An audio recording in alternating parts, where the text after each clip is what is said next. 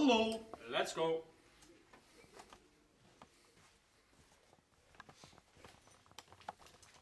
Ára videoblogið. Ég og bróði Davids. Davíð 5 fæsla 7 eða ekki? Eitthvað þannig. Svona áður en Chris byrjar á okkur lífasögum þá verður bara að koma þér frá. Það margir sem búin að hafa ágjörð því hvernig það með herbyggið með honum. Svona þú veist, ekki óskastaða. En hefur sína kosti. Það til dæmis eins og búin að læsa okkur það oft úti að fara alltaf niður að fá aukalykil, þannig að maður með fullt af aukaleklum. Svo alltaf nennir ekki að labba neitt, þannig að hann þurfti að fara að leysa í bíl á fyrsta degi. Maður fær alltaf að fara þar. Svo alltaf sturtan alltaf laus.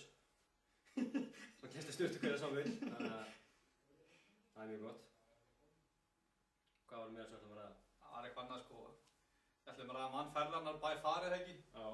Mannferðarnar by far. Það mun vera Ingimar Hrannar. Kífi í höfuð.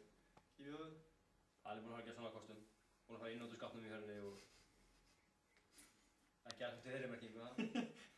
Nei, ekki þeirri merkingu sko. En já, svo áttu að ræða eitthvað æfinguna. Ekki að spyrja neinn, eitthvað svo myndar hann eða?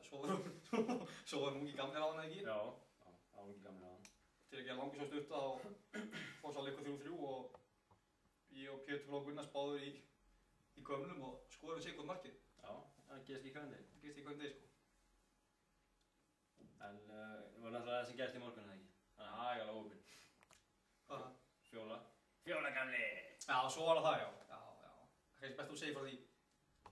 Já, maður veit ekki hvað sem ekki maður að segja sko. Hann er alltaf agalega óopinn að allt sem er gerst fyrir hann í ferðinni, það hefur tekið upp á vídeó sko. Það er agalega óopinn. Það er svolítið óopinn sko.